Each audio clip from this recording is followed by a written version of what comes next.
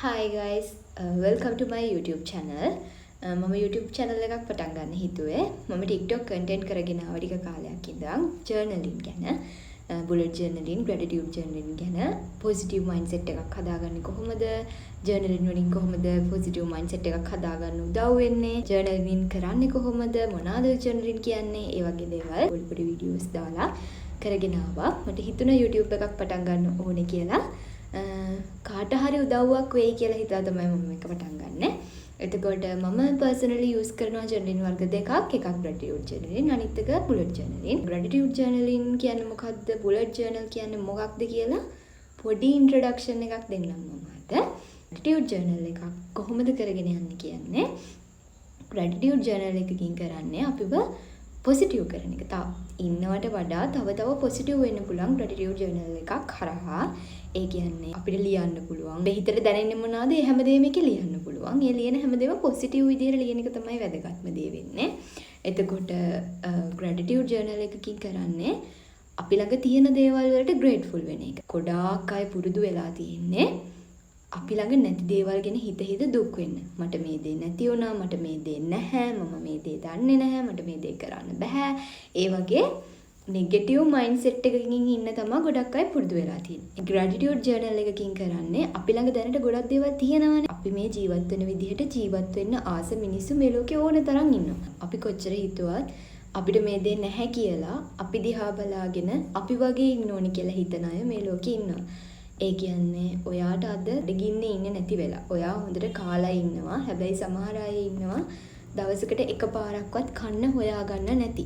එතකොට ඔයා අද කොහේ හරි ගියා නම් ඔයා යන්නේ තමන්ගේ වාහනයක හරි පබ්ලික් ට්‍රාන්ස්පෝර්ට් සර්විස් එකක හරි කියමුකෝ. හැබැයි එහෙමවත් යන්න විදිහක් නැතුව යන තැනකට පයින්වත් යන්න බැරි මිනිස්සු ඕන තරම් ඉන්නවා. ඒ වගේ අය ඔයාලා අපි තව එයාලට වඩා උඩින් ලෙවල් එකක් උඩින් ඉන්න අය වගේ වෙන්න ගොඩාක් try කරනවා. ඒගොල්ලෝ ගොඩාක් හීනමවනවා. කියන්නේ මම මේ වගේ වෙනවා, මම මේක කරනවා එහෙම කියලා. හැබැයි අපිත් හිතන්නේ එහෙම.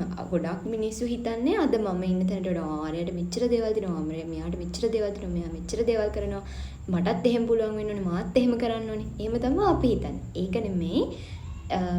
අපිට තියෙනවා ගොඩක් දේවල්. අපිට තියෙන දේවල් වලට grateful වෙන්න පුළුවන්. ඒක තමයි gratitude journaling එකකින් කරන්නේ. ඒ කියන්නේ අපිට තියෙන්නේ මොනවද? ඒ තියෙන හැම දෙයකටම grateful වෙන්න පුළුවන්. මගේ ළඟ මට අද දවසේට කන්න හම්බුණා නම් මම අද දවසේ බඩගින්නේ හිටියේ නැත්තම් මට ඒකට grateful වෙන්න පුළුවන්. මම අද දවසේ කොයිම වෙලාවකවත් බඩගින්නේ හිටියේ නැහැ. මම ඒකට ගොඩක් grateful වෙනවා කියලා.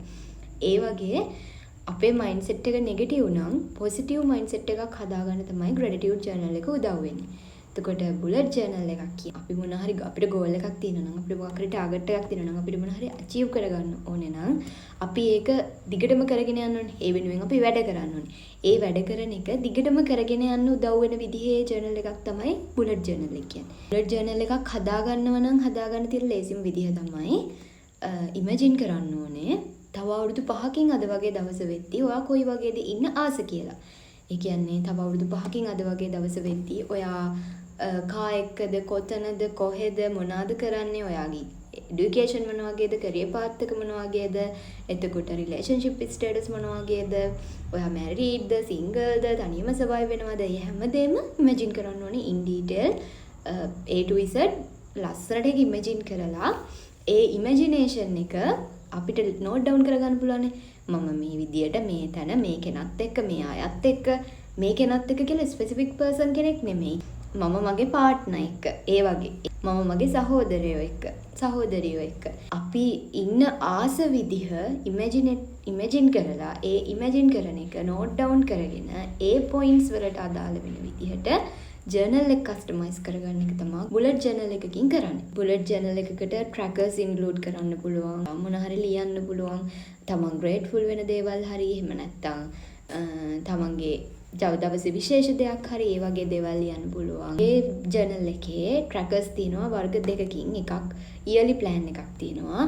අනිත් monthly plans තියෙනවා. ඒ කියන්නේ yearly plan එකකින් මම කරන්නේ අවුරුද්දම track කරනවා. අවුරුද්දම මොන වගේද මම yearly plans වලට normally use කරන්නේ මගේ ඩේ එක රේට් කරනවා. ඊට කොයි තරමට තියෙනද හෙල්ත් ට්‍රැකර් එකක් තියෙනවා මට. ඒ වගේ ඉයර්ලි ප්ලෑන් එකක් තියෙනවා. ඊට පස්සේ මන්ත්ලි ප්ලෑන් එකක් තියෙනවා. හැම මාසෙම මම ඒක රිනිව් කරනවා. ඒ කියන්නේ අලුතෙන් මගේ මන්ත් එකට අදාළ ගෝල්ස් ටාගට්ස් වලට හැලපෙන විදිහට මම ඒක රිනිව් කරනවා.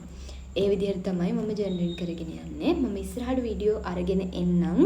කොහොමද ජර්නල් එකක් හදාගන්නේ, කොහොමද තමන්ගේ ට්‍රැකර්ස් ටික හදාගන්නේ, කොහොමද ග්‍රැටිටියුඩ් ජර්නලින් හරියටම කරන්නේ, මොනවාද ඒ වගේන් ලැබෙන වාසි, කොහොමද අපේ ජීවිතේ වෙනස් කරගන්නේ ජර්නලින් නිසා. මම පෞද්ගලිකවම දන්න දෙයක් තමයි. කාලෙක මම සෑහෙනම නෙගටිව්, ඊට පස්සේ මම නියුට්‍රල්. ඒ ඉන්න කාලේ තමා මම දැනගන්නේ මම මේ විදිහ වෙනස් කරන්න ඕනේ. මම මේ ඉන්න විදිහ වෙනස් වෙලා මම මගේ ජීවිතේ පොසිටිව් කරගන්න. අපි හිතන දේ තමා අපිට ලැබෙන්නේ. අපි කරන දේ තමා අපිට ආයෙ ලැබෙන්නේ. එතකොට අපි පොසිටිව් නම් අපිට ලැබෙන හැමදේම පොසිටිව්. අපි නෙගටිව් නම් අපිට ලැබෙන හැමදේම නෙගටිව්. ඒකට මට පර්සනල් එක්ස්පීරියන්සස් ඕන තරම් තියෙනවා. මගේ මයින්ඩ් සෙට් එක නෙගටිව් කාලේ මට ලැබුණේම නෙගටිව් දේවල්. මට උනේම නෙගටිව් දේවල්. මම අඬනවා නම් මට දිගටම අඬන්නම තමා වෙන්නේ. මම හිතුවොත් මට ප්‍රශ්න විතරයි කියලා මට තියෙන ප්‍රශ්න විතරයි. හැබැයි මම පොසිටිව් වුණාට පස්සේ ඒක හිම නැහැ. just now moment එක enjoy කරගෙන just now moment එකේ ජීවත් වෙලා අනාගතේවත් අතීතේවත් නෙමෙයි අපේ ජීවිතේ just now moment එක. වර්තමාන ජීවත් වෙන එක තමයි ජීවිතය කියන එක තේරුම් අරගෙන ජීවත් වුණාම හරිම calm, හරිම නිදහස්, හරිම ලස්සනයි ජීවිතේ. හැමදාම වෙන්නේ ලස්සන දේවල් විතරයි. ප්‍රශ්නයක් වුණත් අපි දන්නවා පොසිටිව් වෙන්නේ කොහොමද, මොනවද කරන්න ඕනේ ඉස්සරහට, ඒ හැමදේම දන්නවා. එතකොට ඔයාලගේ ජීවිතේටත් උදව්වක් වෙයි කියලා හිතන නිසා මම දිගටම කන්ටෙන්ට් කරගෙන යන්නම් ඒ ගැන. කොහොමද පොසිටිව් වෙන්නේ, කොහොමද පොසිටිව් මයින්ඩ්සෙට් එකක් ජර්නල් through හදාගන්නේ කියලා. ඉතින් මම ඉස්සරහට වීඩියෝ අරන් එන්නම්. Thank you for watching.